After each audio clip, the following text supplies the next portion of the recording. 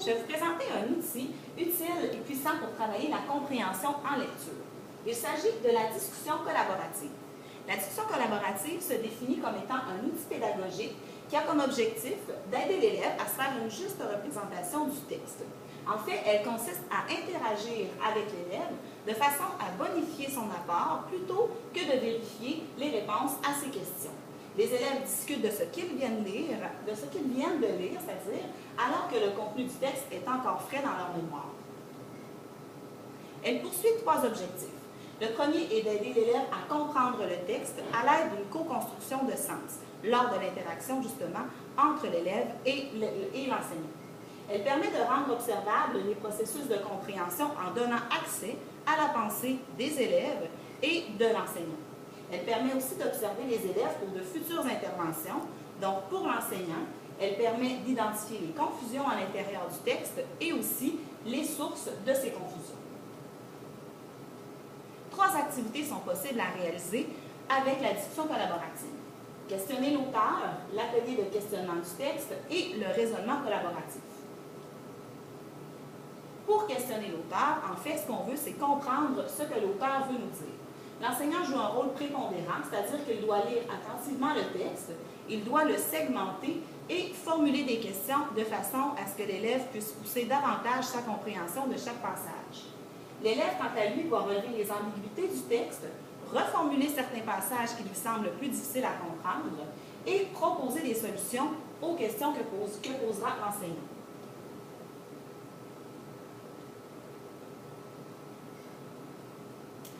Les stratégies pour entrer dans la discussion.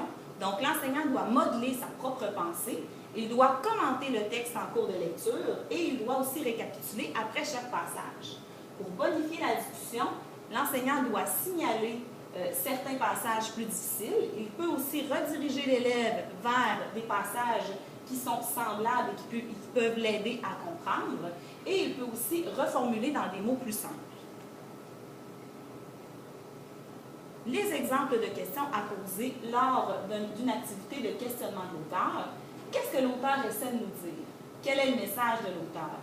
Quelle information l'auteur a-t-il ajouté ici pour nous faire comprendre cela? Que devons-nous imaginer pour trouver ce qui manque? La deuxième activité, c'est l'atelier de questionnement du texte. En fait, il s'agit de discuter de la compréhension du texte en son absence d'abord, puis en y ayant recours ensuite. L'enseignant doit préparer l'activité en choisissant le bon texte ou la bonne séquence, en l'analysant et en constituant des sous-groupes d'élèves. Les trois étapes à réaliser sont la lecture individuelle, les échanges sur le texte sans le texte et un retour sur le texte en fin de période. La lecture individuelle doit se faire dans un temps donné, c'est-à-dire que les élèves commencent à lire en même temps et lorsque la période donnée est terminée, ils doivent retourner le texte sur la table. Ensuite, l'échange sur le texte se fait en deux phases. D'abord, un échange très large qui comprend des questions du genre « Qu'est-ce qui se passe dans cette histoire » lorsqu'il s'agit d'un texte littéraire et « Qu'est-ce que le texte nous apprend » lorsqu'il s'agit d'un texte courant. Pendant ce temps, l'enseignant doit compléter un tableau à 3 colonnes de ce genre. En fait, la première zone est réservée aux constituants sur lesquels il y a consensus. Tous les élèves s'entendent sur un élément du texte. La deuxième zone est plutôt réservée aux éléments qui portent à controverse. Et la troisième zone comprendra les constituants essentiels qui n'ont pas été remarqués par les élèves, qui ont plutôt été soulevés par les questions de l'enseignant.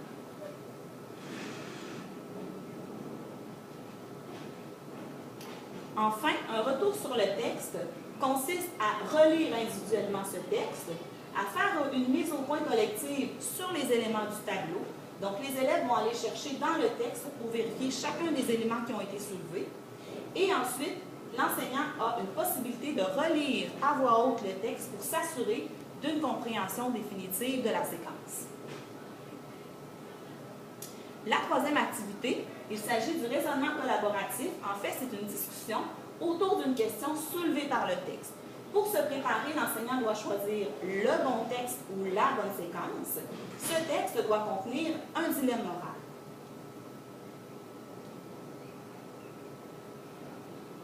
Les étapes à réaliser. D'abord, une lecture individuelle du texte ou de la séquence.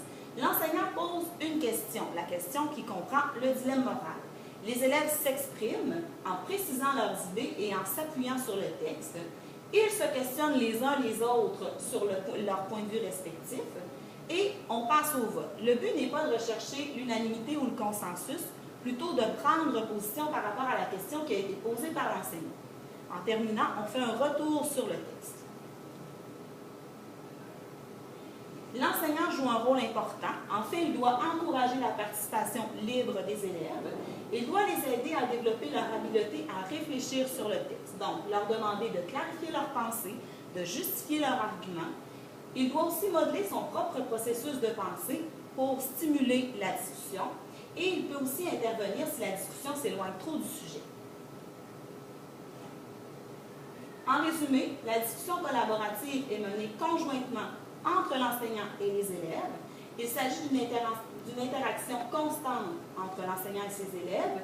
Elle se fait alors que le contenu du texte est encore frais dans la mémoire et elle ne vise pas à évaluer la compréhension des élèves après la lecture, mais bien à les aider à comprendre les idées importantes du texte.